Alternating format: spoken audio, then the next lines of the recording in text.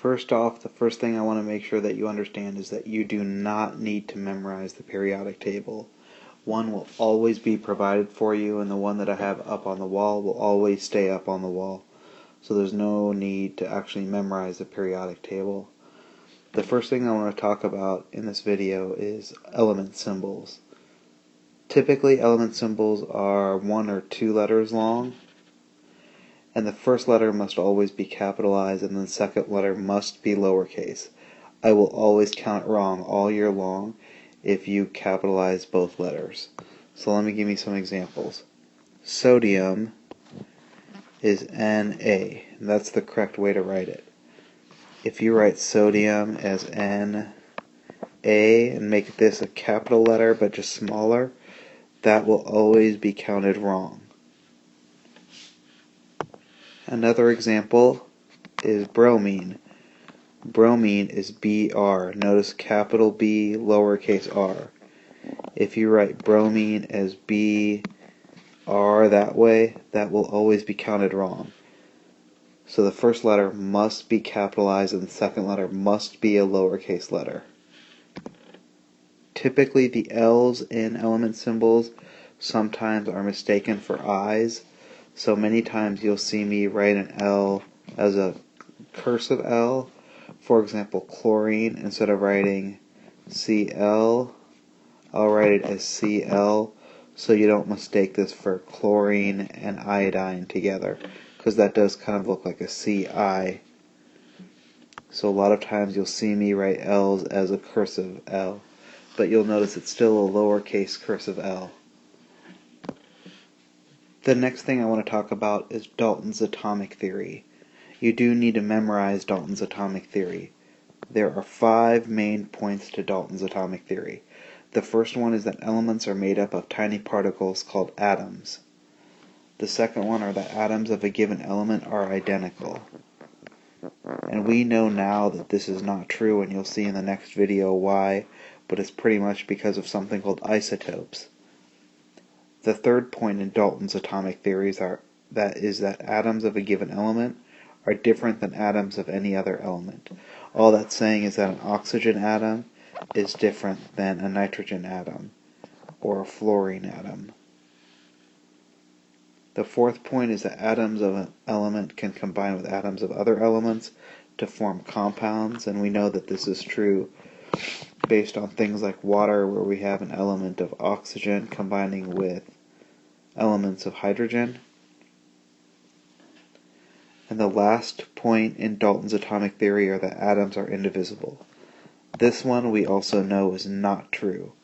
And the reason it's not true is because we know that atoms are made up of subatomic particles called protons, neutrons, and electrons that we'll get to in a later video. One of the first people that had input in on what the atom actually looked like was a guy named Thomson. What Thomson knew was that if you had an electric field, so let's call this an electric field here, electric fields are always charged negatively. If you shot a stream of atoms a parallel to that electric field, let's say if this was a detector over on this side, instead of that line of atoms ending up here, it actually ended up down here. And what he concluded from that was that the atoms were repelling that electric field. And so if the atoms were repelling that electric field, they must have some type of negative parts to them, and he called those electrons. And based on his experiment, he came up with a model of what the atom might look like then. And his atom is called the plum pudding model, and it's shown here.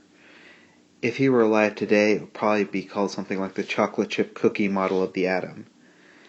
And in his model, this plum pudding model of the atom, you could see he said the atom basically has this big spherical cloud of positive charge, and then it just has these electrons just spread throughout. They're not really moving or doing anything. They're just kind of in there all over the place. And this was really the first model of the atom. In an effort to try to prove that Thomson was correct, there was a guy named Rutherford that came next in the advancement of the atomic model. Rutherford was a master of coming up with really great experiments, and the experiment that he came up with I'll show you on the next slide here. Rutherford figured that if he shot radiation through an atom, and if Thomson was correct, most of the radiation would end up going right through the atom, and he should be able to detect that on a detector on the other side. But because the electrons were so small and spread throughout, most of the radiation would end up on this detector this way. And he came up with an experiment called the gold foil experiment to prove this true. And the idea was if he proved it to be true, then Thomson's model was probably correct, that plum pudding model of the atom. Here is the gold foil experiment that Rutherford came up with. And you can see over here he had a source of alpha particles, and he was going to shoot those at a really, really thin piece of gold foil. And the thing that you're seeing here on the outside is just a detector to detect the radiation. So on that really, really thin piece of gold foil, if we could imagine that this is the gold foil, it would only be a few atoms thick. And there might be, here are all the electrons inside. If radiation came through, it should essentially miss most of those electrons and end up on the detector right on the other side of the gold foil. And he had a detector all around his gold foil. You can see the gold foil right here in the middle of the detector. And he went ahead and shot those alpha particles, or that radiation, and something really crazy happened. Not only did he see radiation on the other side of the gold foil, but there was some radiation that was actually shot back at him. And in Rutherford's paper, he describes this as shooting a cannonball at a piece of tissue paper and having pieces of the cannonball come flying back at you. So you can imagine he was pretty astounded by his experimental results, and he was then left to come up with what a new model of the atom would look like, because he knew at this point that Thomson's model was probably not correct. And what we learn from Rutherford's model is Rutherford said, you know what must be going on here is that instead of these little tiny electrons just throughout, there must be something pretty dense at the center of the atom. And that dense thing at the center of the atom must be positively charged. And as the radiation was coming, it probably hit that, and that's bounced off, and that's why he got radiation coming back at him instead of going just through the atom. So while you would get still some radiation on the other side of that gold foil, there would be a significant amount, depending on the size of that nucleus, of radiation coming back at you.